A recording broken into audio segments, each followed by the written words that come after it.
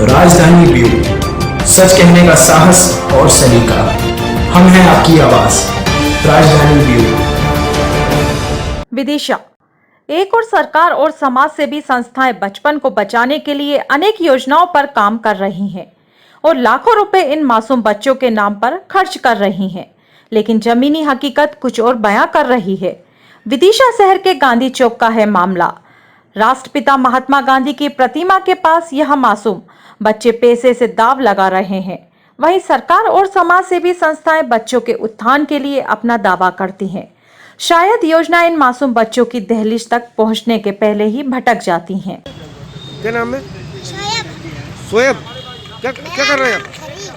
क्या कर रहे हैं यहाँ पे? पैसे गिन रहे। पैसे गिन रहे हो?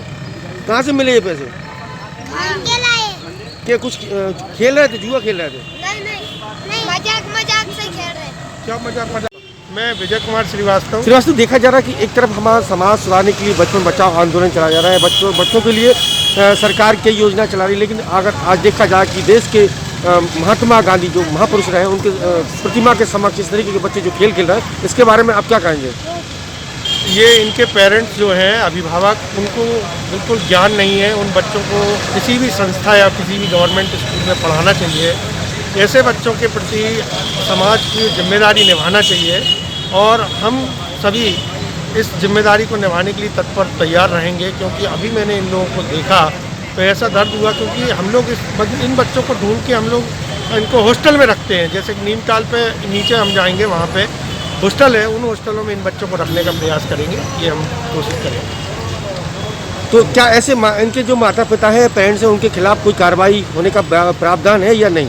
माता पिता को हम लोगों ने इतना समझाया कि सफल शिक्षा सेवा समिति में मनोज कौशल जी के यहाँ के बच्चे, वहाँ रायपुरा में भी बच्चों को समझाने जाते हैं, उसी ग्रुप के ये बच्चे दिख रहे हैं।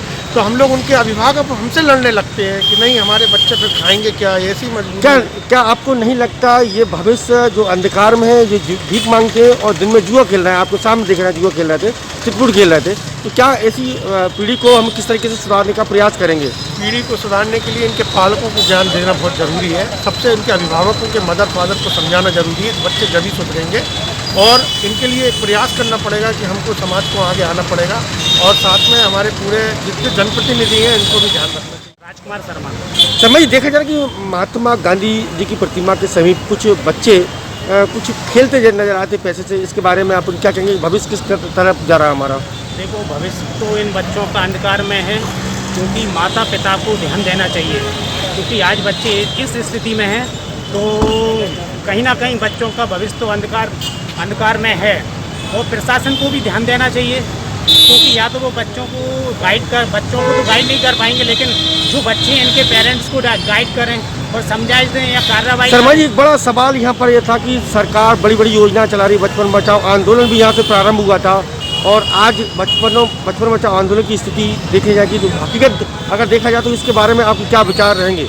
देखो, सरकार तो बहुत बड़ी बड़ी योजनाएं चला रही, लेकिन वो फॉलो हो नहीं पाती हैं। कहीं ना कहीं वो आते आते बीच में वो गायब हो जाती हैं और धरातल पर उतरती नहीं हैं। कहीं ना कहीं सरकार को व्यक्तिगत जमीनी स्तर पर उन कार्रवाई करना चाहिए और योजनाओं को लागू करना चाहिए, तभी जाके बच्चों का भविष्य सुधरेगा। और खासकर माता पिताओं को भी प्रशासन से ज़्यादा ध्यान देना पड़ेगा। विदिशा से कमल रेखवार की रिपोर्ट। राजधानी ब्यूरो, सच कहने का साहस और सलीका।